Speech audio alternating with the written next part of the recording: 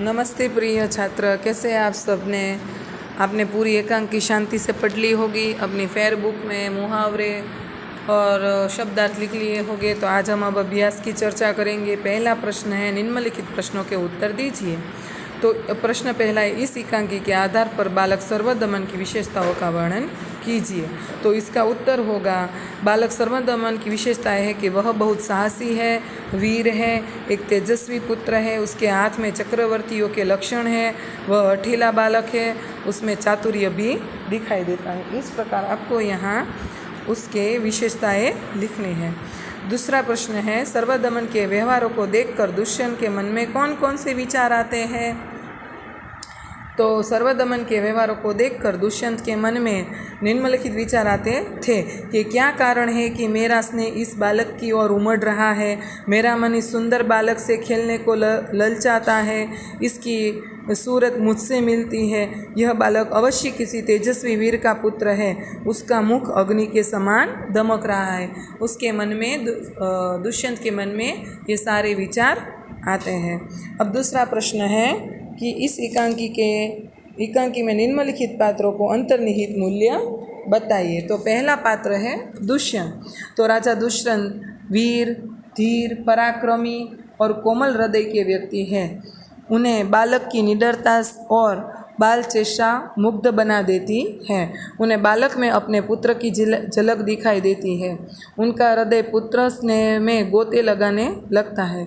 जब वह सिद्ध हो जाता है कि सर्वदमन उन्हीं का पुत्र है, तब उसका पितृ हृदय वात्सल्य में डूब जाता है। उनके आनंद का पार नहीं रहता। वह उसे गोद में उठाकर प्रेम करते हैं। अब सर्वदमन के पात्र के बारे में लिखना है। सर्वदमन निडर, बलवान और तेजस्वी बालक है। वह सिंह शावक के दांत गिनना चाहता है। वह असाधारण बालक है। राजा दुष्यंत के एक बार कहने पर ही वह सिंह शावक को छोड़ देता है। बराबर है। इस प्रकार यहाँ सर्वदमन के पात्र की चर्चा की गई है। प्रश्न नंबर 3, इस परिच्छेद को ध्यानपूर्वक पढ़कर दिए गए प्रश्नों के उत्तर दीजिए। तो प्रश्न नंबर पहला है, पहले हम पूरा परिच्छेद पढ़ लेते हैं। कृषि वैज्ञानिकों के अनुसार एक अच्छा जंगल जैविक भंडार घर होता है।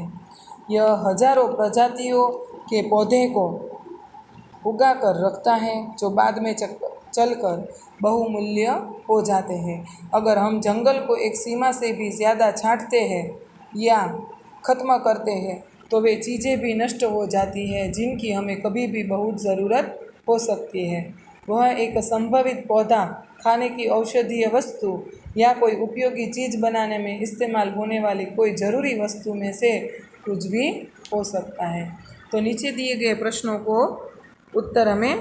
के उत्तर देने हैं इस परिच्छेद को पढ़कर। तो पहला प्रश्न है कि एक अच्छा जंगल क्या कहलाता है। तो एक अच्छा जंगल जैविक भंडार घर कहलाता है। प्रश्न नंबर 2 है, जंगल को ज़्यादा छांटने या ख़त्म करने से क्या नुकसान होता है। यदि हम जंगल को एक सीमा से ज़्यादा छांटते हैं या ख़त्म करते हैं, तो वे चीज़ें भी नष्ट हो जाती हैं जिनकी हमें बहुत ज़रूरत हो सकती है। इस परिच्छेद का उचित शीर्षक दीजिए। तो इस परिच्छेद का उचित शीर्षक होगा, जंगल एक जैविक भंडार घर। पर्यायवाची प्रश्न नंबर 4 है, पर्यायवाची शब्द लिखिए। जंगल तो वन, घर तो गृह और बहुत तो ज़्यादा। प्रश्न नंबर 5 है, इस परिच्छेद आधारित दो सवाल बनाइए। तो ऐसा सवाल बना सकते हैं कि 5 पौधे के नाम लिखिए।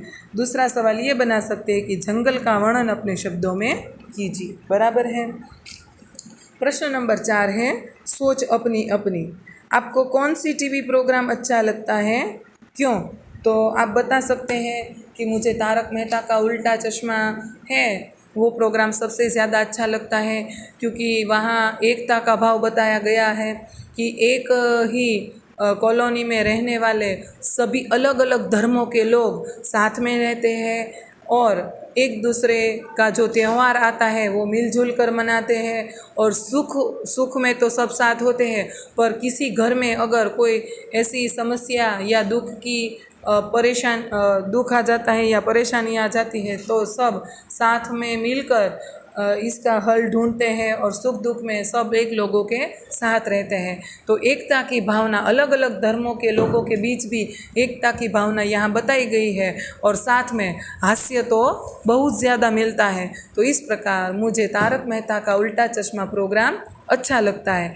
ये मैंने बताया है, आपको जो टीवी प्रोग्राम अच्छा लगता है और क्यों लगता है वो आपको बताना है। बराबर। प्रश्न नंबर 2 है, कक्षा में पढ़ाई कर रहे हैं और धरती कंप आ जाए तो आप क्या करोगे? तो हम कक्षा में पढ़ा कर रहे हैं और धरती कंप आ जाए तो हम दौड़कर पाठशाला के मैदान में चले जाएंगे। हम बिना हड़बड़ाकर या घबराए बिना या धक्का मुक्की किए बिना शीघ्रता से कक्षा से बाहर निकल जाएंगे। इतना ही नहीं, हम उस समय अपना बैग उठाने की लालच नहीं करेंगे और हो सके तो छोटे बच्चों को भी बाहर निकालने में मदद करेंगे।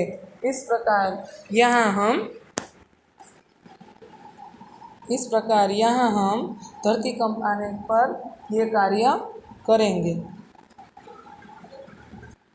तो बच्चों, यहाँ पर हमारा पूरा अभ्यास है वो पूरा होता है। बराबर है। आपको शांति से जो भी प्रश्न आए उसके बारे में सोचना है। फोटोग्राफ्स तो मैं भेजूंगी ही आपको ग्रुप में। बराबर है। पर ये आप स्वाध्याय एक बार पढ़ लीजिएगा, घर में रहिएगा, सुरक्षित रहिएगा। Bye bye.